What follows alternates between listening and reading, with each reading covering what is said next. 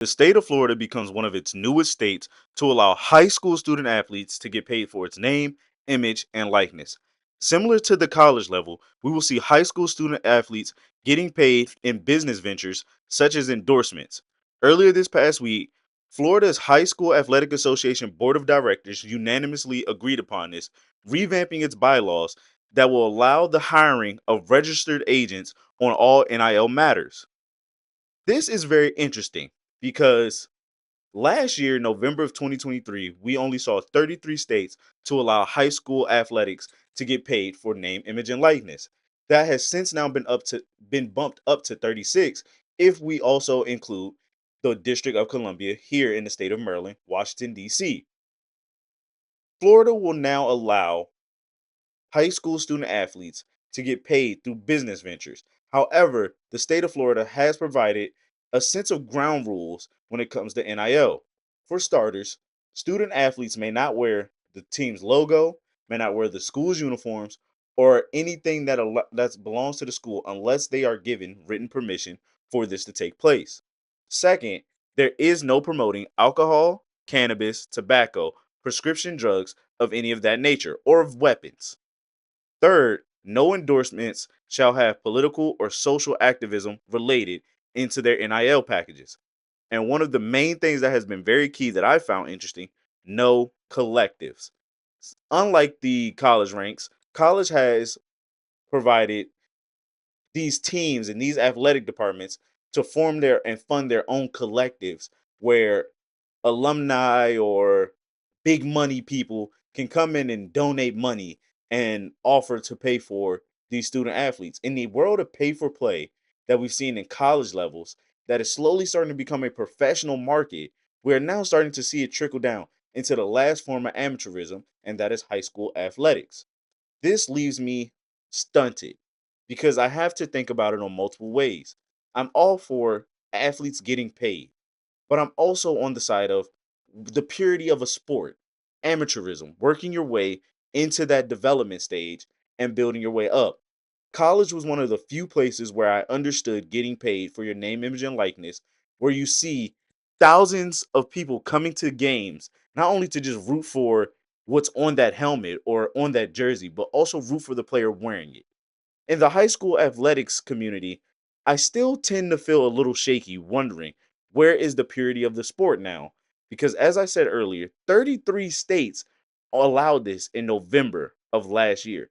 And now we're looking at 36, including the District of Columbia. This changes a lot. And it leaves me with more questions. What happens to the public schools? Will public schools become a farm system?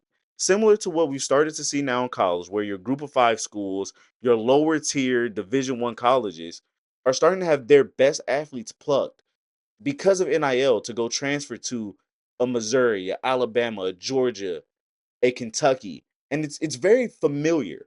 And in this world of pay for play, and now that high school student athletes will be able to get paid, could we see these private institutions, these private academies, these private schools be able to use these business ventures of endorsements in their local community to lure probably a prominent high school player to the lower ranks or to the higher ranks, I should say, of premier athletics is what we can say, at least when it comes to the private community. You look at the IMG academies, the DeMathas of the world. Can they do that in their state?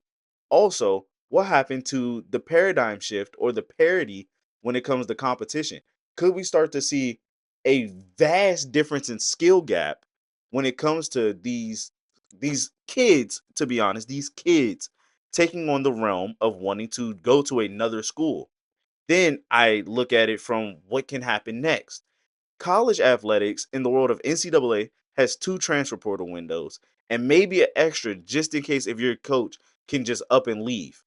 We could see so many things of the Wild Wild West that we complain about in the college level of sports that could now start to trickle down in high school level. Where what about we could see a kid in one county transferring all the way to another county just because the local the local food place, the local auto shop would like you to come to their school or bring some buzz there.